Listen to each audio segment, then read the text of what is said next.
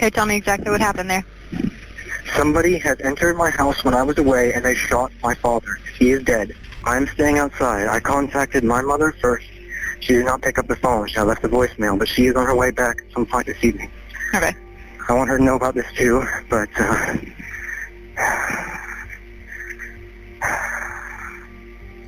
I'm outside. Okay. Okay. And you don't know who did this? I don't know who did this, ma'am. It was a Saturday afternoon on September 29th, 2018, when 24-year-old Daniel Attaway walked into his home in the 500 block of Hard H Farm Drive in Marietta, Georgia, and found his father, 59-year-old Wayne Attaway, on the floor, lifeless. Frantically, he called 911 and told the operator about the nightmarish tragedy that had just occurred. Wayne, a peaceful man, had fallen prey to a vicious attack in broad daylight in his quiet neighborhood. The incident shocked the whole town, but no one could have imagined what actually happened to Wayne. As the morbid details of that fateful September day unfolded, Wayne's family found themselves in a very dark place. Who could have killed Wayne? What could someone have against such a simple man? Welcome to Mysterious 7, where we shed light on under-the-radar cases from across the country. Today we'll be looking into the insanely twisted and disturbing case of Douglas Wayne Attaway and his mysterious death. Before we begin, if you haven't subscribed to our channel, please hit the subscribe and like buttons. Now, without any further ado, let's dive into the case. Marietta is a city in the county seat of Cobb County, Georgia, United States. It's best known for its friendly sense of community and the top-tier education it offers its residents. With a lot of green space, easy access to everyday amenities, and a variety of unique shopping and dining options, many consider Marietta to be one of the best places to live in. But Marietta does have a darker side. Marietta has much higher rates of violent crime than the majority of other U.S. cities, making it a place where residents must be vigilant to protect themselves. And what happened with Wayne Attaway in 2018 still haunts the people of the city. Douglas Wayne Attaway was born to the couple Clara and George Walden Attaway on November 7, 1958, in Box Springs, Talbot County, Georgia. From the day he was born, everyone simply called him Wayne. Wayne was the third of 4 siblings. He was preceded by sisters Beverly and Nancy, and followed by Sylvia, the youngest one of the family. Wayne and his sisters grew up together and developed a close bond with each other, which turned him into a loving brother. During the 1970s, in his school years, Wayne played football for Pacelli Vikings Catholic High School in Columbus, Georgia. Wayne graduated from the Georgia Institute of Technology in 1981 with a Bachelor of Science in Industrial Management. He then began work at Milliken in LaGrange, Georgia. By the next year, Wayne had already met the love of his life, Carolyn Wojtysiak. Wayne and Carolyn got married on September 18, 1982. In 1988, Wayne and Carolyn moved to Atlanta when Wayne secured a position with Frito-Lay and moved to Marietta when he began his building career with P.J. Rowe Construction. The couple went on to have a healthy and romantic married life and had a daughter on June 5, 1989. They named her Morgan. Around this time, Wayne was already planning to switch jobs and wanted to start his own company. Although it did take a while, on March 25, 1992, Wayne, along with his friends Scott Maness and Loris Willard, formed the partnership of Willard Atman Construction Incorporation, a commercial general contractor. At their new company, Loris was the president and Wayne the vice president, while Scott was given the position of vice president and secretary.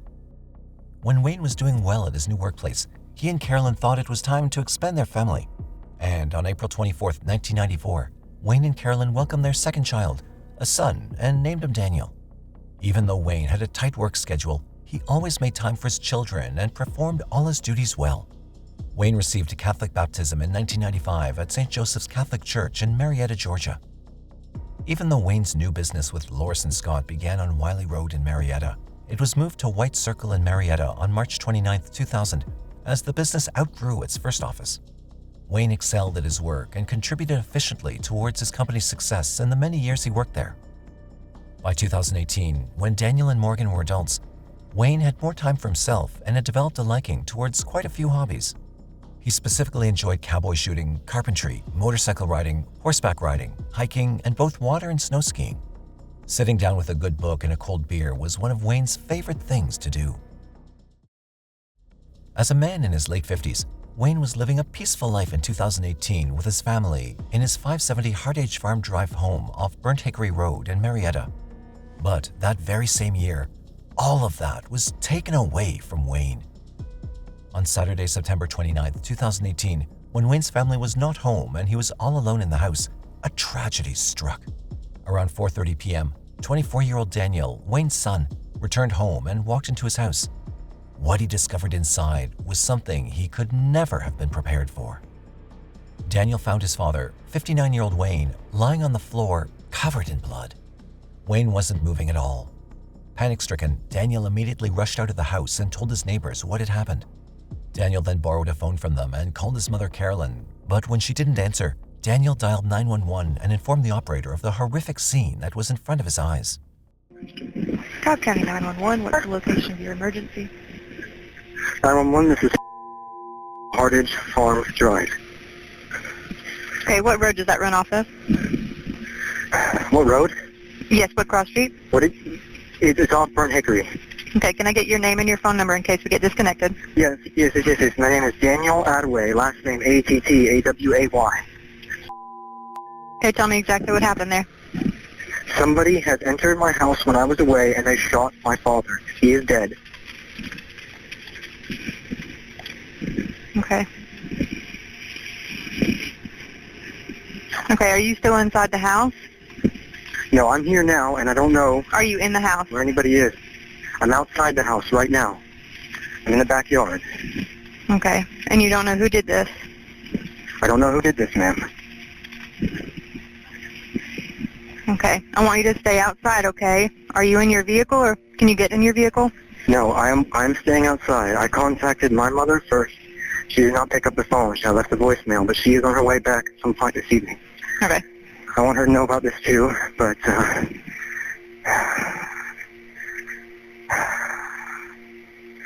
I'm outside. Okay.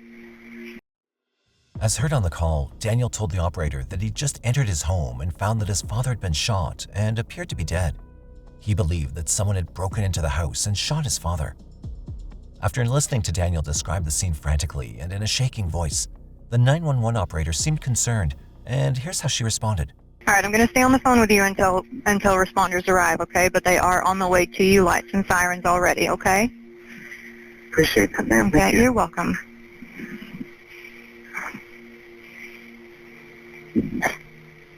What vehicle? Do you have your vehicle in the front yard or in the driveway? My vehicle and his are at the house. Okay. Both are under his name, however. Okay, that's okay. Okay, and you said you didn't see who did this at all? Oh, man. Okay.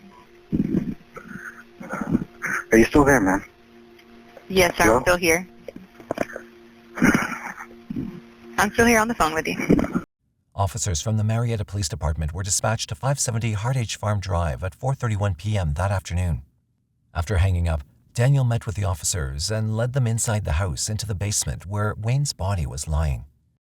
They identified and confirmed the victim as 59-year-old Douglas Wayne Attaway. The detectives described the scene as gruesome and noted that Wayne had been shot twice, once in his upper right shoulder and once in the head, right in the middle of his eyes, close to the forehead. The detectives didn't waste even a second and got to work. They started questioning the neighbors and Wayne's family members to find out if anyone had seen anything or if there were any witnesses to the morbid incident. But sadly, no one had seen anything suspicious around Wayne's home. As Daniel had already told his neighbors about Wayne's death, and since police vehicles were already crowding the streets, the news of the terrible incident started to blow up. People in the Hardage Farm Drive neighborhood grew worried as they rarely saw any police officers in the area. Officer Chuck Macphilamy, who was assigned to work on the case, assured the residents of the Hardage Farm Drive neighborhood that Wayne's murder was an isolated incident and there was no reason for them to be concerned. For the next 2 days, detectives combed the scene and canvassed the neighborhood looking for clues and keeping an eye out for any potential suspects. The detectives interviewed Wayne's family members separately to know if they had any suspicion of anyone or if Wayne was on bad terms with someone. But no names came up in those questioning rounds. However, during a search of the Attaway home, the detectives found out that the Sig Sauer Model P250, a handgun, was missing from the family's weapon collection. According to the neighbors, Wayne's merciless murder had rocked the quiet and affluent Hardage farm community. They told the detectives that Wayne was a longtime resident of Marietta and hence was well known by them. They also stated that Wayne was a calm person and was liked by all. They didn't think he had any enemies and believed that Wayne was shot by an unknown intruder. Detectives then searched through Wayne's neighbors' surveillance systems for any clues and asked them to report any information regarding the case to Marietta police investigators. Even though the detectives were progressing well in their investigation, there was a piece of information from Wayne's family that completely broke open the case. A few days after Wayne's murder, the killer himself confessed to Wayne's family. The confession came from Daniel himself. Daniel told his mother, Carolyn, that he and Wayne were not in a good spot with each other and they'd been arguing a lot lately. Daniel reached his breaking point when Wayne gave him an ultimatum and the tension between the two peaked. Daniel loved to paint and spent most of his time indulging in that same activity, posting pictures of his artwork on his social media platforms quite a lot. He'd recently developed a liking for welding and was thinking of practicing more of it to develop better skills. But one day, Wayne told Daniel to either get a job or move out of his house. This angered Daniel, and his rage got the best of him. That afternoon, on September 29, 2018, when Carolyn and Morgan weren't home, Daniel took a handgun from the family's weapon collection and shot his father, first in the shoulder, then in the head between the eyes. Wayne fell to the ground, taking his last breath. After performing the sinful act, Daniel planned a whole facade. He called 911 and told the operator a story of lies where he'd come off as an innocent person. He told the officers at the crime scene the same story, hinting that the murder was the job of an outsider who'd broken into the house. Both Carolyn and her daughter Morgan were in complete shock. Daniel's confession turned their already sorrowful lives into something that was completely grim. Daniel also told them that he was ashamed and had realized what he'd done was heinous. Eventually, being apologetic, Daniel decided to turn himself in to the authorities. While Daniel's confession itself was solid proof linking him to his father's murder, the detectives had come up with some strong evidence as well. Detectives found that Wayne had been shot with a 9mm handgun, and they found a gun with a matching description in the woods near a creek bed about 100 yards from the family's home. The murder weapon was identified as a Sig Sauer Model P250, which was the same firearm that was missing from the Attaway family's gun collection when the investigators initially searched the home. The gun had been purchased by Wayne himself, but Daniel's name was also on the receipt. The detectives also made Daniel go through a gunshot residue test, which came back positive and confirmed traces of the residue on Daniel's clothes. A son is accused of shooting his father execution style, and he is now charged with murder in Marietta. Police say 24-year-old Daniel Attaway killed his father Douglas in the basement of his home over the weekend. The police report details Attaway calling 911 but claiming that he found his father's body after he got home. By Monday, October 1st, 2018, investigators have developed sufficient evidence to tie Daniel to Wayne's killing.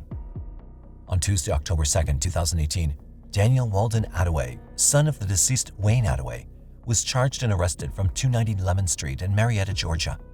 He was charged with malice murder, felony murder, aggravated assault with intent to commit murder, and possession of a firearm during the commission of a felony. Daniel was being held without a bond at the Cobb County Adult Detention Center awaiting his trial. Wayne's death took a toll on Carolyn. She was devastated. She remembered that only a couple of weeks ago, on September 18, 2018, she and Wayne had celebrated their 36th wedding anniversary. She'd never imagined that one day, her own son would destroy her once happy family. With a heavy heart and the pain of finding out the reality behind Wayne's murder, Carolyn and Morgan received Wayne's friends and family for a prayer service at Mays Ward Dobbins Funeral Home on Friday, October 5, 2018. People gathered to remember and celebrate the time Wayne had spent with them. At 12 noon on Saturday, October 6, 2018, a funeral service for Wayne was held at St. Joseph Catholic Church in Marietta. Wayne was laid to rest at Kennesaw Memorial Park, Marietta, Cobb County, Georgia. Daniel Attaway had entered a not guilty plea and retained the service of Marietta criminal defense attorney Mazzy Mazloum. Even though Mazzy hadn't spent a lot of time with Daniel yet, he said that Daniel seemed like a decent kid. When asked about the case, Mazzy said it was too early to comment on the details of the case, but he said that not guilty pleas were typical in cases such as this. On Tuesday, October 9, 2018, Mazzy Mazloum, Daniel's attorney, announced that an initial hearing for Daniel Walden Attaway was scheduled for November 29, 2018. Massey said that his main focus at the hearing would be to try to get more evidence than what was already on the arrest warrant. A few hearings for Daniel's case took place in the following days, but due to Daniel's non-compliant behavior, a verdict was still far from being reached. During his time in the prison and throughout his hearings over the years, Daniel's behavior turned unnatural, and in the lead-up to a trial scheduled in 2021, Daniel was declared mentally incompetent. That same year, Daniel was moved from the Cobb County Jail to a Decatur hospital. There, Daniel was made to undergo a psychological evaluation. The results of the state's most recent evaluation were submitted to the court on April 12, 2021, but those reports remained sealed and the details were never released to the public. Then, later in the same month, Daniel was deemed fit to stand trial by the state psychologists. From the state doctor's perspective, they didn't believe that criminal responsibility was an issue for Daniel. They thought that he was legally sane and now fit to go ahead with the trial. Massey, Daniel's attorney, said that he'd have a private expert review the state's findings. He stated that since competency was always fluid, Daniel could go on with his trial if he kept up with his medication and didn't have any bad reactions. Another year without a verdict passed, and by 2022, Daniel had already been in the lockup at the Cobb County Adult Detention Center for the past 3.5 years. On Wednesday, March 16, 2022, Daniel Walden Attaway pleaded guilty but mentally ill to one count of malice murder for killing his 59-year-old father Douglas Wayne Attaway back in September 2018. Daniel was 27 years old at the time he was sentenced. The sentence and admission of guilt were part of a negotiated plea deal that brought an end to a case that had lasted more than 3 years. Supreme Court Judge Kim Childs sentenced Daniel Attaway to 50 years, out of which Daniel would spend 25 years behind bars, followed by 25 years of probation. As part of his plea agreement, Daniel's 50-year sentence included the requirement of mental health supervision for the whole duration of his time in custody and probation. The verdict on Daniel's sentencing was made public on Friday, March 18, 2022, when Cobb County District Attorney Flynn Broady Jr. announced it in a news release that same day. Wayne's family, Carolyn and Morgan, didn't make any comments about the verdict. The mother and daughter were already in the process of healing, and to go back to anything that would remind them of the tragedy could bring back old wounds. They were only trying to put the whole incident behind them and move on with their lives with the hopes of a better future. Wayne's case was an extremely depressing one. Just because of Daniel's irrational actions, a family's whole course of life was altered. Carolyn has now accepted reality and lives each day trying to make it better than the last. On her social media platforms, she keeps sharing her most cherished memories of Wayne with her loved ones. Even though Daniel entered a guilty but mentally ill plea, do you think there was any truth in that? Or do you think he was only faking it to get a reduced sentence? Do you think that Carolyn and Morgan had any idea that Daniel, their youngest family member, was capable of something so evil? Let us know your thoughts. We'd love to hear from you. If there's a case you'd like us to cover, don't hesitate to drop your recommendations in the comments section below. For more captivating true crime stories, like, share, and subscribe to our channel.